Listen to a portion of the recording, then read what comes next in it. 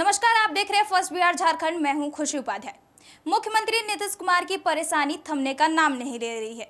एक तरफ बिहार विधानसभा चुनाव है तो उनके फेस पर अटकलें जारी है, लेकिन उन्हीं की पार्टी जेडीयू में कई मुस्लिम नेता है जो अब लगातार इस्तीफा देते जा रहे हैं।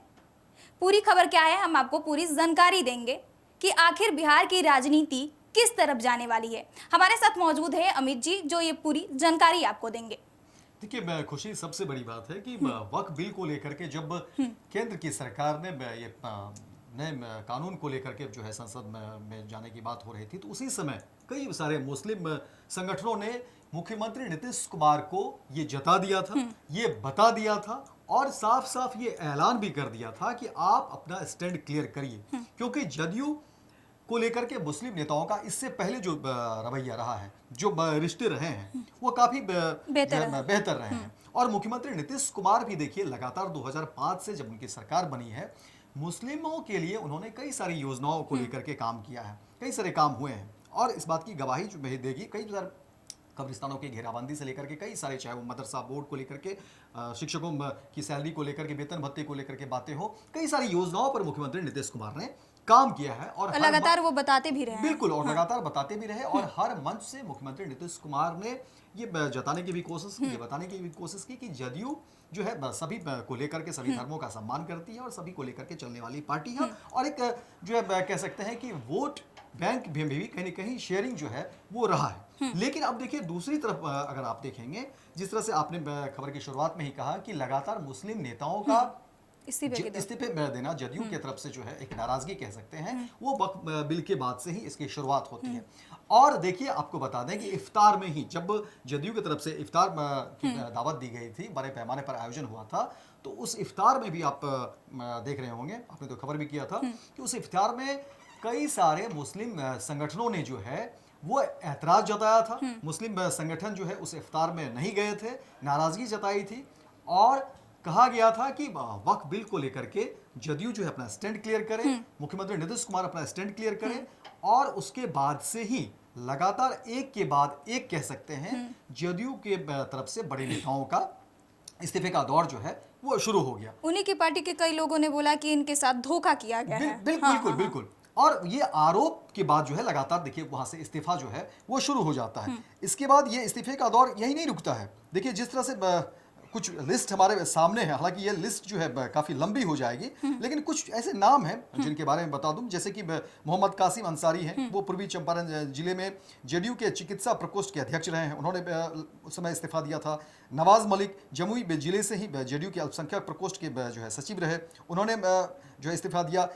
गुलाम रसूल बलियाबी जेडीयू के राष्ट्रीय महासचिव और पूर्व राज्यपाल जो है राज्यसभा सांसद बलियाबी ने जो है वक्फ बिल को लेकर के जो है कई सारी बातें कही और लगातार अपना नाराजगी जाहिर करते रहे। अली अनवर पसमानदा मुस्लिम समाज के जो ये संस्थापक हैं और पूर्व जेडीयू सांसद भी हैं, उन्होंने भी काफ़ी नाराजगी जताई इन तमाम मुद्दों को लेकर के।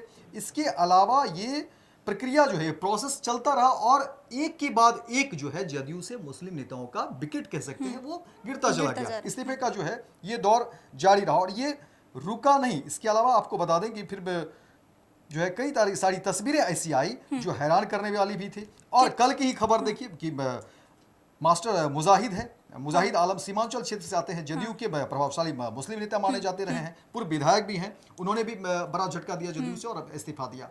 तो ये कोई एक दो लिस्ट नहीं है, कई सारे लिस्ट हैं, नाम है जिसको भी गिनाना लगातार एक के साथ एक जो है विकेट गिरते रहे।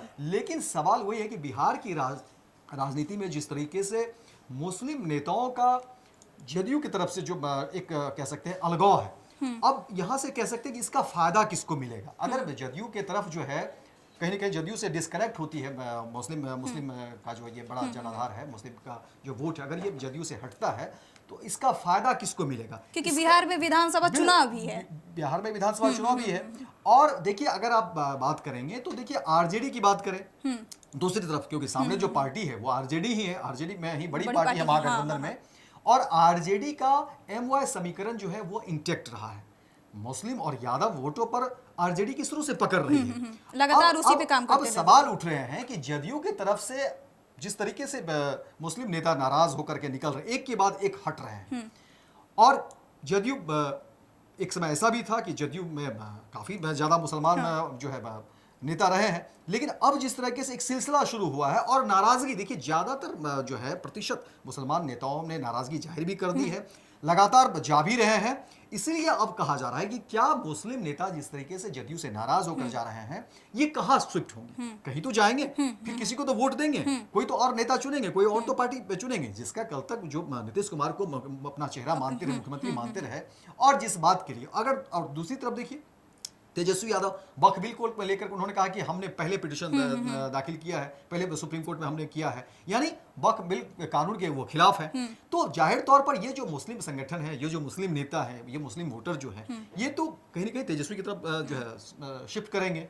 इसलिए कहा जा रहा है कि बिहार की राजनीति अब जो है कहीं ना कहीं पलटने वाली है, बदलने वाली है। यहाँ पर तेजस्वी यादव भी लगातार खेला खेलते जा रहे हैं कि अब मुस्लिमों को साधने की में लगे हुए हैं। और देखिए, जैसे ही उधर इस्तीफे की खबर होती है, तेजस्वी यादव ने प्रेस कॉन्फ्रेंस भी किया था, इन्होंने बताने की कोशिश की थी और कई सारे चेहरों को अगल बगल रखा भी था, ये बताने की कोशिश की थी। और तेजस्वी यादव ने कहा था कि हम मुस्लिमों के साथ हैं, मुस्लिमों को कोई दबा नहीं सकता है, मुस्लिमों की आवाज को दबाया नहीं जा सकता है। जब तक तेजस्वी है, जब तक आरजेडी है, मुस्लिमों के साथ अत्याचार नहीं हो सकता है। वक्फ बिल कानून को भी के खिलाफ भी जो है तेजस्वी यादव ने काफी कुछ कहा। और दूसरी तरफ देखिए कि सुप्रीम कोर्ट में पिटीशन डालने का भी काम आरजेडी की तरफ से हुआ है। इसीलिए अब कहा जा रहा है कि बिहार में होने वाले जो विधानसभा के चुनाव है, 2025 में जो चुनाव होंगे, उसमें आरजेडी बड़ी भूमिका निभा सकती है, क्योंकि ये जो वोट बैंक है, ये जो जनाधार है, ये जो मुस्लिम संगठन है, ये जो मुस्लिम नेता है, ये जिस तरीके से यहाँ से हट रहे हैं जदयू से, और वो अगर आरजेडी में शिफ्ट करते हैं तो समझिए कि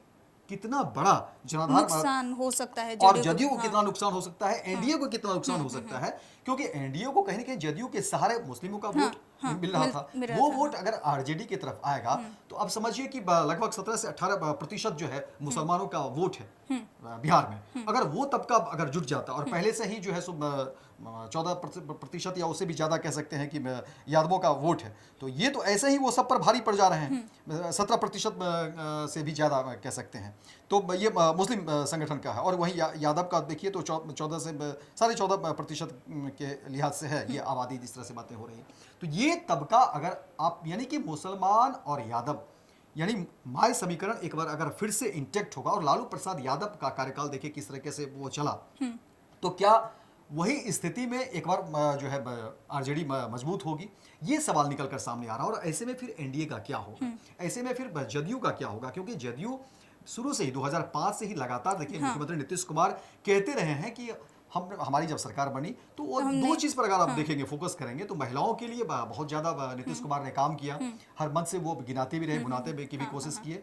और दूसरी तरफ देखिए कि आधी आबादी के बाद मुसलमान एक ऐसा तबका है जिसके लिए नीतीश कुमार ने कई सारी बातें कही, कई सारी योजनाएं पर काम हुई है।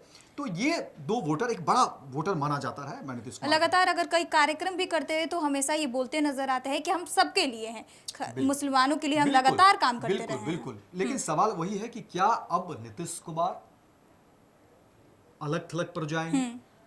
मुस्लिम का चेहरा या मुसलमान की जो बड़ी मतलब जो बड़े जो संगठन या उनके साथ जो जुड़े हुए थे, जो हिस्सेदारी थी, वो तमाम क्या हिस्सेदारी अब जदयू से हट जाएगी? वो तमाम जो कह सकते हैं सपोर्ट था जदयू को जिस तरह से, वो क्या वो पूरा का पूरा हट जाएगा? सवाल वही है कि क्या अब मुसलमान पूरी तरह से जदयू को त्याग देंगे, हट जाएंगे?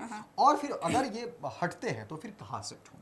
राजद को यहाँ पे बड़ा फायदा होने वाला है। राजद के साथ जुड़ेंगे। और समझिए, क्योंकि जाहिर तौर पर देखिए, अगर आप समझिए कि मुसलमानों ने अगर ये तो पहले आरजेडी का ही वोट बैंक हुआ करता था, अगर थोड़ा बहुत इसमें से हटा तो जदयू में गया, शिफ्ट हुआ और जदयू से नाराजगी हुई, तो जाहिर तौर पर देखिए लोग अपने घर की तरफ ही लौटेंगे। और ऐसे में कहा यही जा रहा है कि अगर वो मुसलमान जो जदयू से हटते हैं और वो अगर आरजेडी की तरफ आते हैं तो समझिए कि कितना बड़ा फायदा तेजस्वी को होगा। और इसलिए कहा जा रहा है कि आने वाले समय में तेजस्वी उभर कर आएंगे बिहार की राजनीति में। तेजस्वी ऐसे भी बड़ी पार्टी है, लेकिन आने वाले समय में और बड़ी होगी और बिहार की सियासत जो है कुछ अलग दिखेगी और बिहार की तस्वीर भी कुछ अलग दिखेगी, क्योंकि जो नए समीकरण सेट हो रहे हैं वो फिर कह सकते हैं कि जो MY समीकरण जो पहले आरजेडी का हुआ था वो एक बार फिर से इंटेक्ट होने की दिशा में है। और अगर ऐसा होता है तो तेजस्वी यादव ने एक कदम बढ़कर, देखिए इससे पहले भी बातें कही और वो हर मन से कहते हैं कि अब जो है आरजेडी वो माए बाप की पार्टी है, यानी सबको साथ लेकर के जो है चलने वाली, सभी जाति धर्म की पार्टी है। तो ये तो है ही, यानी कि वो सवर्ण को भी लेकर के चल रहे हैं, अति पिछड़ा समाज को भी लेकर चल रहे हैं। लेकिन MY समीकरण अगर इंटेक्ट हो जाता है तो समझिए कि एक साथ कई मायनों में तेजस्वी भारी पड़ जाएंगे नीतीश कुमार के लिए। और नीतीश कुमार के साथ अब देखिए उम्र भी हावी है। एक तरफ देखिए कि अब उनके चेहरे को लेकर के भी, सीएम चेहरे को लेकर के भी कई सारे दबाव हैं, प्रेशर हैं। ऐसे में कहा जा रहा है कि बिहार की सियासत में नीतीश कुमार का ये बिल्कुल अंतिम दौर है। और अब इस स्थिति में देखिए जिस तरह से वोटरों का रुझान वहां से हट रहा है, जो सपोर्टरों का रुझान है वहां से हट रहा है, नेताओं का रुझान वहां से हट रहा है, नेताओं की जो भागीदारी वहां से हट रही है। और अगर ये शिफ्ट होता है आरजेडी में तो आने वाले समय में जाहिर तौर पर बिहार की तस्वीर बदल जाएगी और आरजेडी काफी दिलचस्प रहेगा देखना। दिलचस्प रहेगा, बिल्कुल काफी दिलचस्प रहेगा। और क्योंकि जिस तरीके से बिहार में विधानसभा चुनाव होने वाले हैं और उसी वक्त जब वक्फ बिल पास हुआ, इससे कहा जा रहा था कि एक तरफ महागठबंधन है, दूसरी तरफ एनडीए है, एनडीए को इससे फायदा होगा, लेकिन यहाँ पे सीधे उल्टे होते हुए भी नजर आ रहा है। बिल्कुल। और अब समझ लीजिए कि बिहार की तस्वीर आपको अलग दिखेगी और कहीं न कहीं तेजस्वी भारी पड़ते हुए नजर आ रहे हैं। तो जिस तरीके से आपने सुना, एक तरफ महागठबंधन है जो लगातार ये कोशिश कर रही है कि हमारे में MY समीकरण जो मुस्लिम और यादव है वो दोनों आए, तो वही दूसरी तरफ एनडीए है जो लगातार अपने मुस्लिम को बचाने में लगी हुई है। देखना काफी दिलचस्प रहेगा कि 2025 बिहार विधानसभा चुनाव में क्या राजद जेडीयू पर भारी पड़ती है या नहीं पड़ती है। बहरहाल इस खबर में इतना ही। हमारे साथ बने रहिए और देखते रहिए first Bihar Jharkhand. Panorama group, जो सोचता है वो करता है, आपके अपने सपनों का आशियाना।